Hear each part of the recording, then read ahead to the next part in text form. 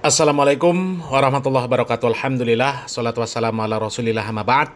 Kaum muslimin yang dirahmati Allah subhanahu wa ta'ala, kali ini kita akan kembali mereaction video dari channel Dodi Sefriadi.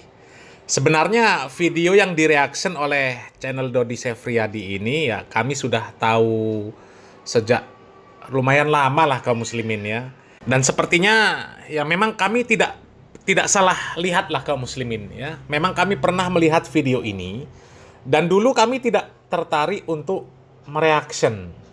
Karena ya bagi kami ya nggak gimana ya, mau melayani orang yang seperti ini kok kayak buang-buang energi gitu loh kaum muslimin. Tapi ternyata video ini sepertinya viral dan harus di-counter ya. Karena kalau nggak di-counter ini bahaya, ini orang-orang awam bisa terkena racun dari orang-orang seperti ini kaum muslimin ya. Coba kita simak dulu videonya kaum muslimin. Ustadz Khalid Basalamah dikritik oleh seorang wanita. Terus terang saja saya tidak begitu mengenal dan tidak begitu mengetahui tentang wanita ini. Siapa dia sebenarnya? Cuman beberapa jejak digital bisa kita lihat tentang wanita ini yang sering sekali tampil podcast bersama Ade Armando di channel Cokro TV, teman-teman. Nah kaum muslimin ya, ini orangnya kaum muslimin. Wanita yang tidak menutup aurat mengkritik Ustadz Khalid Basalamah. Makanya kami nggak tertarik waktu itu untuk mereaction video ini, nggak tertarik kaum muslimin. Karena bagi kami ya, untuk apa wanita nggak menutup aurat mengkritik Ustadz Khalid Basalamah? Ya kayaknya buang-buang energi lah ya. Jelas-jelas dia ini kan ya wanita yang nggak punya ilmu ya, mengkritik Ustadz Khalid Basalamah. Dan yang dikritik pun tentang syariat Islam. Ya, jadi kami nggak tertarik, tapi begitu melihat di reaction oleh channel Dodi Sefriadi ya, sepertinya video ini viral, ya maka harus di-counter kaum muslimin ya. Kalau seandainya yang mengkritik itu orang yang dia terlihat seperti orang yang paham syariat Islam, ya maka bolehlah dilayani ya. Tapi kalau begini kan ya kacau kaum muslimin ya. Tapi karena viral kaum muslimin ya memang harus di-counter ya. Kalau enggak, pemahaman-pemahaman orang-orang seperti ini ya bisa meracuni orang awam. Bahaya kaum muslimin ya. Coba kita lanjut videonya kaum muslimin. Ya kalau kita bicara Ade Armando dan Cokro TV ya teman-teman sudah tahulah tanpa saya perjelas lagi. Tapi terlepas dari mana asalnya, dengan siapa dia berkelompok, circle-nya siapa, apapun agamanya, ya coba kita kesampingkan dulu itulah ya. Kita fokus kepada gagasan kritikannya. Tapi benar juga kaum muslimin yang disampaikan oleh Dodi Sefriadi ini kaum muslimin. Memang kadang kritikan yang baik itu kadang datang memang dari orang yang tidak berilmu. Ya, memang kadang-kadang seperti itu kaum muslimin. Orang yang berilmu dapat kritikan dari orang yang nggak berilmu. Karena itulah manusia, nggak ada yang sempurna kaum muslimin. Dan selagi kritikan yang datang itu adalah kritikan yang baik, ya, kritikan yang dapat memperbaiki ketergelinciran seseorang, ya meskipun datang dari orang awam, datang dari orang fasik, datang dari orang kafir, ya maka harus diterima. Karena memang kadang-kadang kebenaran itu bisa datang dari siapa saja. Dan secara tersirat ya, Nabi Muhammad SAW mengatakan, wa innallaha la yu'ayyidu hadzal dina birrajulil fajir. Mungkin saja Allah Subhanahu wa taala ini menolong agama ini lewat seorang laki-laki yang fajir, yang ahli maksiat. Dan bisa jadi yang seperti itu terjadi ya lewat orang-orang yang fajir, orang-orang yang ahli maksiat, kemudian mengkritik seorang yang disebut sebagai ahli ilmu. Ya. Selama kritikannya adalah kritikan yang membangun, kritikan yang mengarahkan kepada kebaikan, maka tetap harus diterima. Karena pertimbangannya adalah kebaikan dan keburukan, kebenaran dan kesalahan. Kalau sampai ya kebenaran ditolak hanya karena melihat siapa yang mengkritik, itu namanya sombong. Itu namanya sombong. Karena sombong itu, kata Nabi Muhammad SAW, ya, menolak kebenaran dan merendahkan manusia. Ya, tapi memang kalau kita melihat kritikan dari wanita ini ya, memang sangat terlihat wanita ini yang nggak berilmu kaum muslimin. Makanya kami katakan kemarin, kami nggak tertarik untuk nge-reaction. Tapi karena viral ya, kami ikut nge-reaction ya. Coba kita lanjut videonya kaum muslimin ya. Kita simak bagaimana kritikan dia terhadap Ustadz Khalid Basalamah. Makanya coba kita lihat dulu nih ya kritikannya. Ustadz Khalid Basalamah ngaco banget deh. Masa dia bilang budaya menabung yang diajarkan ke anak itu nggak mendidik? Dia bilang seharusnya orang tua itu ngajarin anak untuk bersedekah. Konsep yang benar itu katanya sedekah pangkal kaya. Khalid bilang dampak menabung bikin anak jadi pelit dan egois soal uangnya. Dia ngaku ini nggak diatur dalam dalil syar'i. Statement Khalid ini jelas kacau banget ya. Pertama, menabung adalah usaha kita untuk memenuhi kebutuhan sehari-hari maupun jangka menengah dan panjang. Untuk bisa ikut berkurban Idul Adha tahun depan misalnya, kita bisa menabung per bulan sekian rupiah mulai dari sekarang. Dengan begitu, kondisi keuangan kita nggak terganggu karena udah dipersiapin jauh-jauh hari. Ini juga berlaku untuk dana pendidikan anak, dana pensiun, dana darurat, dan lainnya. Kedua, siapa bilang menabung gak ada dalilnya? Dalam satu hadis dikatakan menabung adalah tindakan yang disukai Allah dan ganjarannya adalah rahmatnya. Menabung dan bersedekah jangan dipertentangkan, keduanya sama-sama penting dan bermanfaat. Yuk beragama dengan akal sehat. Nah, kaum muslimin, itu dia kritikan dari wanita ini untuk Ustadz Khalid Basalamah. Katanya Ustadz Khalid Basalamah ngaco banget ya.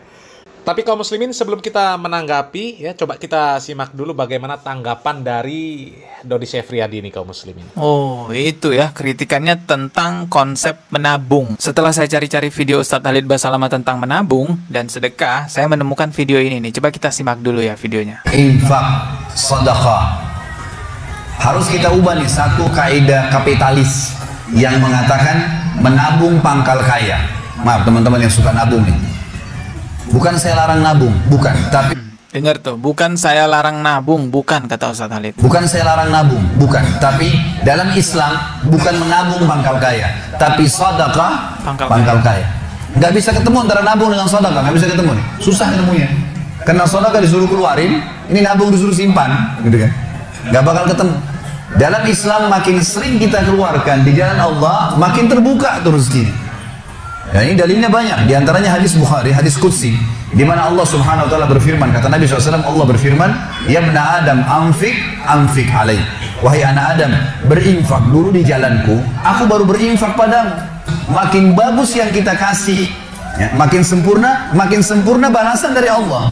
Nah, jelas ya videonya bahwa Ustadz Khalid Basalamah tidak melarang orang untuk nabung. Bukan saya larang nabung, bukan. Tapi dalam Islam bukan menabung pangkal kaya, tapi sedekah pangkal kaya. Dan yang Ustadz Khalid pertegas di situ sebenarnya jangan cuman sekedar menabung, tapi ingatlah juga untuk bersedekah saja. Karena kalau hanya mengajarkan anak untuk menabung aja tanpa mengajarkannya bersedekah, anak itu malah akan semakin pelit jadinya, bakhil.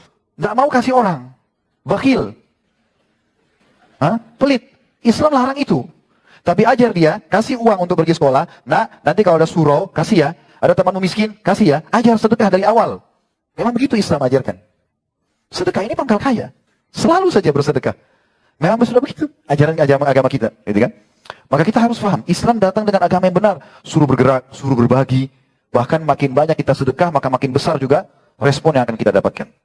Tapi Nabi SAW mengingatkan kepada kita, sebesar apapun pendapatanmu, apapun yang kau miliki dari dunia ini, ingat, kau akan tinggalkan. Jadi poinnya, jangan takut miskin karena bersedekah, teman-teman. Karena orang bersedekah itu tidak akan jatuh miskin. Allah akan jamin itu. Nggak ada ceritanya orang jatuh miskin karena bersedekah. Yang ada adalah orang jatuh miskin karena ketipu ya. Itu yang ada tuh, mau ikut investasi syariah lah, apalah namanya. Ada juga yang namanya nabung syariah. Ujung-ujungnya malah ketipu. Pesan yang disampaikan Ustadz Khalid itu, jangan cuma nabung doang, tapi cobalah untuk sedekahkan juga uangnya teman-teman, karena orang yang bersedekah tidak akan bangkrut. Nah ini juga tadi Mbak ini bawakan dalil nabung gitu ya, coba kita lihat ya dalil nabung yang dia bawakan. Kedua, siapa bilang menabung gak ada dalilnya? Oke. Dalam satu hadis dikatakan menabung. Nah ini hadisnya, Allah memberi rahmat bagi hambanya yang mencari rezeki yang halal dan menyedekahkan dengan kesengajaan. Ini dalil sedekah Mbak, bukan dalil menabung. Ya Allah ya, blunder lagi kan. Ya mungkin Mbak ini salah paham kali ya sama Ustadz Khalid Basalamah. Masya Allah, luar biasa. Betul kaum muslimin ya. Memang Islam nggak melarang menabung. Nggak melarang menabung. Ya. Allah Subhanahu wa Ta'ala secara umum ya di dalam surat Al-Qasas ayat 77 mengatakan wabtaghi fima atakallahu daral akhirah wala tansa nasibaka minad dunya. Dan carilah apa yang telah dianugerahkan oleh Allah Subhanahu wa Ta'ala kepadamu ya dari negeri akhirat, dan janganlah kamu melupakan bagianmu dari kenikmatan dunia. Jadi kenikmatan hidup di dunia ini ya Allah Subhanahu wa Ta'ala melarang kita untuk melupakannya, ya. Tapi seorang muslim hendaklah prioritas dia adalah urusan akhirat. Menabung untuk kepentingan akhirat. Seperti tadi disebutkan, ya. Menabung untuk bisa kurban tahun depan, untuk bisa berangkat umroh, untuk bisa berangkat ibadah haji, yang semuanya membutuhkan biaya yang besar, yang butuh kepada usaha kita untuk mengumpulkan biaya tersebut dengan cara menabung. Ya, tapi yang dimaksud di dalam syariat Islam itu yang tidak boleh adalah menabung untuk mengumpulkan, untuk menumpuk harta. Alhaakumut takasur hatta zurtumul maqabir dan seterusnya. Yang tidak boleh itu mengumpulkan harta hanya untuk berbangga-bangga, untuk bersenang-senang, menikmati kehidupan dunia. Bukan itu. Tapi menabung untuk kepentingan, untuk kemaslahatan kehidupan kita di akhirat nanti. Nabi Muhammad SAW mengatakan, kun fid dunya ka'annaka gharibun au abiru sabil. Jadilah engkau di dunia ini seakan-akan sebagai orang asing atau orang yang sedang melakukan perjalanan jauh, yang akan pulang. Perjalanan pulang dari perjalanan yang sangat jauh. Jadi kalau kita hidup di dunia ini cuma sekedar singgah, ya, orang yang asing, orang yang musafir, yang sekedar mampir di dunia ini, kan nggak mungkin kita mengumpulkan harta untuk kehidupan dunia, sementara kita akan pulang ke negeri akhirat. Jadi seorang muslim, prioritas dia adalah akhirat. Kalaupun menabung, dia menabung untuk kemaslahatan kehidupan dia di akhirat nanti. Bukan menabung, ya, pangkal kaya. Kalau sekedar keinginan kaya saja, ya, tanpa diiringi dengan amalan yang soleh, ya, maka itu nanti hisabnya justru akan semakin berat di hadapan Allah Subhanahu wa Ta'ala. Kalau masalah masa depan anak, masa depan cucu, ya, masa depan siapa yang akan kita tinggalkan nanti, itu dijamin oleh Allah Subhanahu wa Ta'ala. Lihat para nabi, para sahabat, mereka tidak mewariskan harta, mereka tidak khawatir terhadap kehidupan dunia atas orang-orang yang mereka tinggalkan. Bahkan Nabi Muhammad SAW pernah bersabda, demi Allah, bukan kemiskinan yang aku khawatirkan akan menimpa kalian. Ya, Nabi Muhammad SAW bersabda kepada para sahabatnya, akan tetapi aku khawatir kalau dunia ini justru dibentangkan untuk kalian, sebagaimana dibentangkan untuk orang-orang sebelum kalian, sehingga kalian berlomba-lomba sebagaimana mereka berlomba-lomba, dan akhirnya kalian hancur sebagaimana mereka hancur.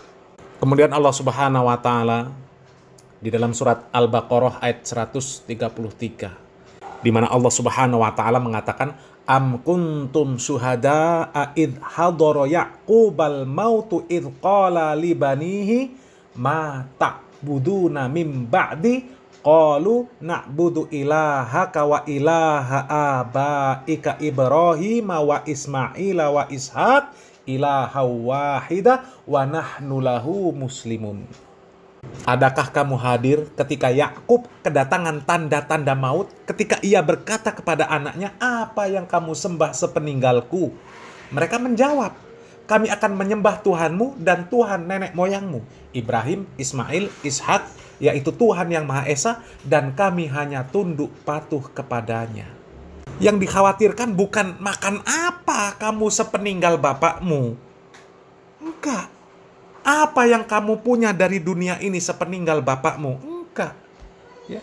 Rezeki anak-anak kita sudah dijamin oleh Allah Subhanahu wa Ta'ala. Rezeki semua makhluk sudah dijamin oleh Allah Subhanahu wa Ta'ala. Jadi kesimpulannya memang Islam tidak melarang, ya, seseorang atau kaum muslimin untuk menabung, tapi menabung untuk kemaslahatan kehidupan akhirat, bukan untuk menumpuk-numpuk harta di dunia supaya menjadi kaya. Bukan.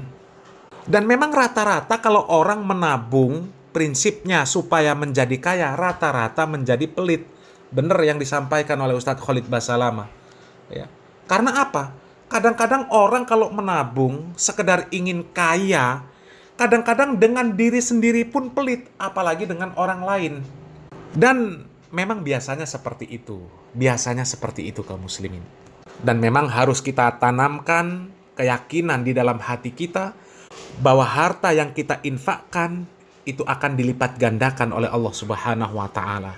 Banyak ayat, banyak hadis yang menjelaskan tentang hal itu, ya.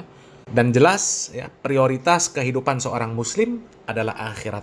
Karena dunia hanya sementara. Untuk apa menabung supaya kaya di dunia? Ya. Menabung itu adalah untuk menunjang kita supaya dapat lancar melaksanakan amalan-amalan soleh. Dan memang kalau kita melihat ya, kehidupan Nabi Muhammad SAW, para sahabat, keyakinan mereka akan akhirat itu lebih besar. Sehingga mereka tidak menumpuk-numpuk harta di dunia untuk sekedar kaya saja. Ya. Jadi yang disampaikan oleh Ustadz Khalid Basalamah itu bukan ngaco. Bukan ngaco.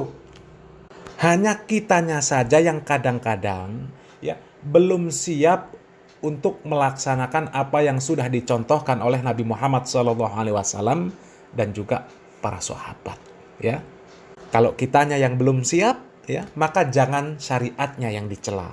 Dan jangan pula orang yang menyampaikan syariat tersebut disebut ngaco. Ya. Justru yang berbicara ngaco itu yang harus ngaca. Ya. Mudah-mudahan bermanfaat. Salam waras, salam akal sehat. Barakallahu fikum. Wassalamualaikum warahmatullahi wabarakatuh.